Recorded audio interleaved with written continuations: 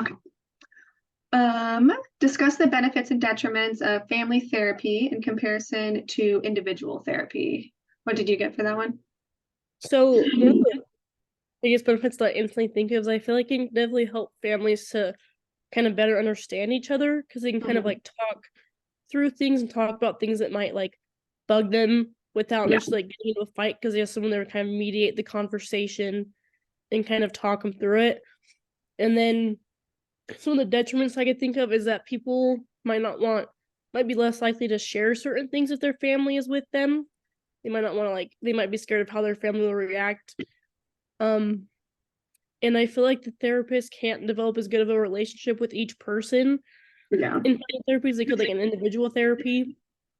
And this could lead to people not feeling like necessarily comfortable enough with like the therapist to share things. And it can also think that like the therapist is favoring another family member because they might just have like a almost like better connection with a Yeah. different. Like it could potentially bring up like conflicts that maybe weren't there at the start. Mm-hmm. I know similar. I do kind of feel like the detriment of one is the benefit of the other, and then vice versa. Like Mm-hmm. um, the detriment of, or like the benefit of individual therapy is that there's like individual emotional support. There's privacy. You're focusing on like personal growth. Um, but then that can also be like the detriment to the family systems therapy because it's only focused on one person. You're not looking at the whole system, you're just looking at an individual. And then for like family therapy, the fact that it looks at like the family as a whole and really gets to the root of the problem as a family would be the benefit of that. And so yeah, a lot of the same stuff. Yeah. Let's see. Compare and contrast structural and strategic family therapies. So some of the like differences that I got was I guess yeah. So the structural therapy like focuses on like the homeostasis, the subsystems, like the boundaries, coalitions, and how those like relate to the family organization and function. And then it's like the family behavior makes up the family function, and then like to change. What did I write? And then like to change that structure, it's focused on like those things like the subsystems, boundaries, homeostasis, and things, and like how to like nurture and growth that and fix like the communication. Whereas like the strategic family therapies is what I got is that it focuses on like the therapist being the like the core of the change. Um, like the insight is not needed, and the change is following what the therapist's guidance is. Yeah, like so I said, the therapist is the primary change mechanism. And then it's kind of like the family engages in ineffective problem solving, and then the therapist focuses on the methods that are going to be used. It's like the therapist's strategic methods. Yeah. Yeah, I really like so like about the how with the strategic family planning like talks about how the therapist is kind of like that's kind of like how the family changes. It's all kind of almost up to them is kind of what it made it sound like. Yeah, that's what I got too. It's like Yeah, their kind of put it all ideas is on. what's going to change. Mm-hmm. Yeah, then I just put um so with like structural family therapy looks like the almost like the structure of the family and how it can cause like symptoms. Whereas like in the strategic family therapy looks at the like the methods that families use to solve problems. Basically just in both, like it looks at how those things are dysfunctional, obviously, and how you can fix Mhm. them. But yeah, that was pretty much all I had for that one. Yeah, and as I'm like talking right now, which I didn't really think of it like before, I kind of feel like the strategic focuses on like the now to the future, whereas the structural focuses on the past, and then kind of here's the past, now how can we fix the current to fix the future. So I almost feel like structural kind of adds like that additional step almost. Yeah, that makes sense. Yeah. Um, okay, I like always forget how to pronounce his name. Based on Yeah. Brofenbrenner's model. What level is most family systems therapy working on? You can answer this with one word. What did you get for that? I thought like I wasn't sure if I saw this, but I think it's like the microsystem. Is that what it is? 3. Yeah. Yeah, the microsystem, that's what I got too. Discuss how you could work on the exosystem and macrosystem in meaningful ways to promote mental health in the world. Be specific. What did you get for some of those ones? So for the exosystem, I couldn't think of like any kind of like super specific things, but I think just finding ways to kind of improve like I guess your relationship with the people in your exosystem. Since like I don't know, I feel like having a good relationship with them would obviously improve mental health. Yeah. There's obviously a lot of different ways you can go about it. I just didn't come up with like one specific example. But then for like macro systems, something I thought of that I think would work for like a macro system is showing more like good stories kind of on the news. Because I feel like they pretty much always show just negative things and like the bad things that happen, which I feel like can be very kind of detrimental to a person's mental health. Yeah. And so I think that it could be good to show a lot more kind of like positive stories, and so that people can see that there are actually like positive things happening in the world. That's like, I feel like a lot of time that's kind of hard to see. Yeah, mine was similar. So what is it? Like the macro system attitudes and ideologies of the culture. So that one, I remember that Dr. Butler brought up like obesity is like a big thing people are like against and whatever. So what I was kind of thinking of that is just like attitudes and ideologies, just like being more accepting of like what some people like out of the norm would think. So like the idea is like being gay or being trans or like the LGBT community or obesity, like Dr. Butler talked about, or like there's like a stigma around like mental health or disabilities, and just like overall being accepting and like promote acceptance of that, and like stand up when you see people that are not following, like that are doing things that aren't nice or right. And then the exosystem, I didn't really know exactly like for this one, but I put like working hard for promotions like at your job, which then like directly affects your family and the individual and whoever that individual is. And then just like being kind in the workplace on top of that. And then just like, and then one of them in the exosystem was like neighbors, which I put just like helping neighbors, like as an individual. I was thinking of like as an individual, like a young adult or like a kid or something, like asked to like mow their lawn or just like be friendly and like say hi, talk to them, bring them like cookies, or like new neighbor, like bring them cookies, just like ways to like kind of bring happiness and like peace throughout those places. And then I also mentioned just like positive things in the news as well. Yeah, I like the idea of like the acceptance. I feel like just in, I mean, any of like the levels and just in general, I feel like that would make the world such a better place. I agree. I feel like that really does kind of like for me like summarize that like macro system. Like, yeah. Let me go back to the notes. Let's see. Discuss our case for the week. Just cover the following ideas: boundaries, alliances, roles, and rules. Let's see. I just want to make sure you also saw the video that we have seen before. Was it like a one that we watched like a few weeks ago? Yeah, he's done that one 3 times. This is our 3rd time doing that same one. Okay. I was like watching. Yeah, he wanted us to have like the same story and be able to like visualize it in like 3 completely different ways. Okay, yeah, because I was like, I like remember all this, but yeah. Well, it's funny because I noticed like in the first video, like I'll like pick out the words that have to do with the first therapy, and then I like watch it for this 3rd time, and I'm like, oh, he actually brought in a lot of terms from family systems therapy that just like went over my head during the first time I listened to it.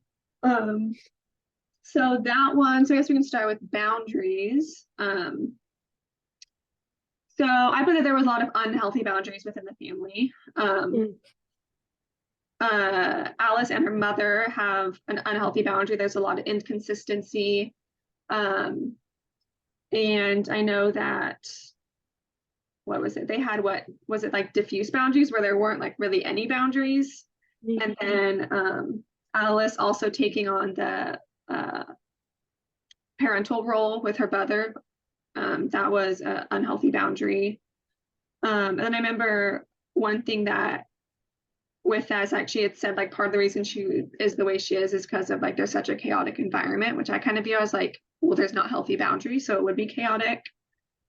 There's also that the stepdad takes on the role of like basically being almost a father to her to his wife, sorry, when she's like acting in different ways. Yeah, what did you get for boundaries? Yeah, I put a lot of the same stuff you did. So I also mentioned like the diffuse boundaries. And I think they're just very dysfunctional, any boundaries that they do have. So I feel like there's like, yeah, between Alice and her mom, like she kind of said wants to be more of like a pal or like a peer to Alice than like a mom. So there's not like a good like relationship there. And then it's like the dad is kind of forced to be a parent to Alice and sometimes her mom too, because her mom can act like a child. And I was put like I mentioned Alice's like grandma, who kind of has to act like a mother to them because their mom doesn't. Right, she's there every single day. Yeah, so I feel like there's no actual kind of like nobody I feel like has a relationship they should have. I feel like there's no actual kind of positive like boundaries there. I agree with that. Yeah, I agree. What do you get for alliances? So I couldn't really think of any specific ones for this, honestly, because I feel like I couldn't find any like initially coalition or triangulation that talks about, like, or just alliances. I feel like none of them ever really do get along that well or like really work together with like anything or even like seek support in each other. I think like the only thing I could think of is like I'm sure that sometimes there could be some like triangulation between Alice's like mom and stepdad because they fight a lot, but I'm sure that like having the kids is almost the way like to diffuse the situation and like you gotta figure out for them, get along for them. I agree. I didn't get any like healthy alliances, that's for sure. The only one that I really like truly understood that I wrote down was the triangulation, which was Alice cuts herself when her mom and stepdad are fighting. So basically it's her mom and stepdad fight. She thinks that they might be getting a divorce, so she cuts herself. So then the mom and stepdad are then are forced to focus on Alice and come together to focus on Alice and put their fighting aside temporarily. So that's the triangulation that I got for me. And then roles and rules. So let's see, some of the roles that I got was like the stepdad's the caretaker. He's the one that makes the money and takes care of the family. And then, but also like the maternal grandma is also in the role of taking care of the house during the day. So I feel like it's almost like grandma takes on the caretaking role during the day, and then the stepdad takes on the caregiver role at nighttime. Is there any other roles or rules that you got? That's pretty much exactly what I put. So I put like stepdad and grandma each take on the role of like I feel like caregiver situation. Like I feel like Josh, the stepdad, I put like disciplinarian and problem solver. I feel like disciplinarian because he's the one that has to like discipline Alice, but I feel like they just like say this, but I feel like he would be the problem solver out of everything. I know, I agree with that. Kind of like that mediator kind of forced to be the parent. I agree. Yeah, and then I also put because it's like a reactive one, and I feel like that's kind of both the mom and the stepdad because they're both very angry, and both like Josh likes to like yell and like slam doors, and then her mom just kind of like her mom also gets angry a lot and has outbursts and stuff. So like both like the reactive sort of role.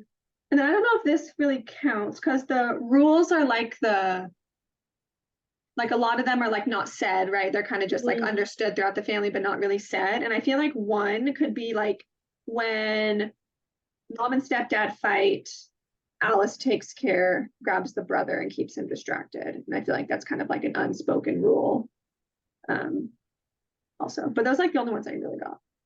Yeah, that makes sense. I couldn't think of so like I don't I can't think of any like overt rules that are like said, but even like covert ones, like I couldn't really think of any specific ones. I feel like that's good because I feel like I don't know, their family's just so dysfunctional that I was like, I almost feel like there's no like rules of any sort in a way. Yeah, I It's couldn't just really like like, whatever. yeah, I agree with that. I was like trying to think of someone. I couldn't think of any specifics. So I'm curious what other people will say because actually they kind of want to know. Mm. Okay, so find out more information about something that interests you from the chapter. Share and discuss this item with your partner. Did you want to go first? Sure. So I thought the idea of like the double bind communication, like double bind theory was interesting, specifically where it talks about how many families with schizophrenic children use the double bind communication. And I feel like double bind communication is emotionally distressing communication that includes contradictory messages with one message negating the other. And so it says in the book that like originally it was thought that double bind communication could increase a person's chances of developing schizophrenia. But that belief was like refuted. But I did find something about like kind of like possibly the current belief, and it said that double bind theory proposes that symptoms of schizophrenia are an expression of contradictory patterns of interaction in the family. And so instead of it kind of like it causing schizophrenia, it kind of it's kind of expressed through schizophrenia in a way like it's almost like schizophrenia kind of causes it the other way around almost, I guess, then. Yeah. I'm doing my capstone right now, and I'm part of my research is parental narcissism, and one of the things that's been brought up a few times in the different articles is like the double bind theory, how like parents with narcissism, like they want like that control over their child, but at the same time they like want them to be independent, and so it's like this like you need to do what I say. Why are you not independent? And then it just like is back and forth. So I noticed that while I was doing that research. So do you have anything else to add for that? No, that was bad. Cool. I actually like took family systems therapy, and I wish I had time to go and like look through some of my old assignments and stuff because I wanted to look at some different topics because I know there were like some that really interested me, but I've just been so packed with schoolwork and everything, so didn't have time. But I did look into subsystems a little bit. And so just some of the information I found. So there's like the most common subsystems are the sibling subsystem, the parent subsystem, and then the parent-child relationship subsystem. Like referring to Alice's family, there's also like the grandparents are a part of that subsystem since they're there. Sometimes if like extended family is at your house a lot, they or part of like some of the conflicts or whatever, then they'll also be part of the subsystems. And then each subsystem is distinct and has their like own way of communicating, but it still connects to the subsystem. So like yours, like siblings are going to treat each other and talk one way, and that's going to be different than the way that the parents talk to each other, and that's going to be different than the way that the parent and the child talks to each other. And I just feel like this is just kind of my own thoughts. I feel like if the subsystems are not healthy, like if the subsystems don't have a healthy connection between each other, then I feel like that would really affect like the subsystem as a whole. But yeah, I just found the subsystem idea kind of interesting, but that's all I got for that. Yeah, it is interesting. Yeah. Do you have anything else to add? And we're good on time, just so you know. No, that's all I got for everything. Right.